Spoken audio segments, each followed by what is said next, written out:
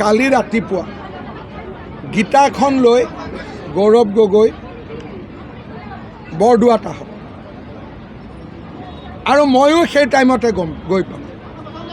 গীতা ভাগৱতক চুই মই শপত খোৱাই নহয়, মই ক'ম যে মোৰ যি আছে গৌৰৱ গগৈ মোৰ ঘৰত প্ৰৱেশ কৰি চব চাই লয়। কিন্তু গৌৰৱ গগৈয়ে তেওঁৰ পৰিবাৰৰ, তেওঁ মোৰ বুলি কয়, তেওঁ বহুত স্মাৰ্ট, আমাৰ শব্দটো নকয়। মইতো কওঁ মই মানে মোৰ পৰিবাৰ ল'ৰা ছোৱালী চব। মই চেলেঞ্জ দিছোঁ 8 তাৰিখে ৰাতিপুৱা 10টা বজাত গৌৰৱ গগৈ বটদ্ৰৱা সত্ৰত আহক। মই শপত খাম যে মোৰ ল'ৰা ছোৱালী মই আমাৰ 72 ঘণ্টাত মৃত্যু হ'ব যদি ভাৰতৰ বাহিৰত আমাৰ 1 ইঞ্চি ক'ৰবাত এটা প্ৰপাৰ্টি আছে।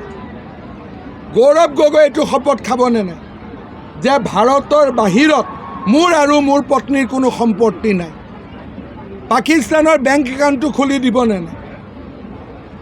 2 বছৰত MP ইলেকশ্যন আৰু 2 বছৰৰ ভিতৰত গৌৰৱ গগৈৰ পৰিয়ালৰ যে সম্পত্তি 100% বাঢ়ি গ'ল, এইটোতো কোনো পেপাৰে নিলিখে। আপুনি বিচৰা বাতৰি পাব কেৱল নিউজ 18 এপত। নিউজ 18 এপ ডাউনলোড কৰিবলৈ স্কেন কৰক এই QR কোড। Google Play Storeতো পাব এই নিউজ 18 এপ।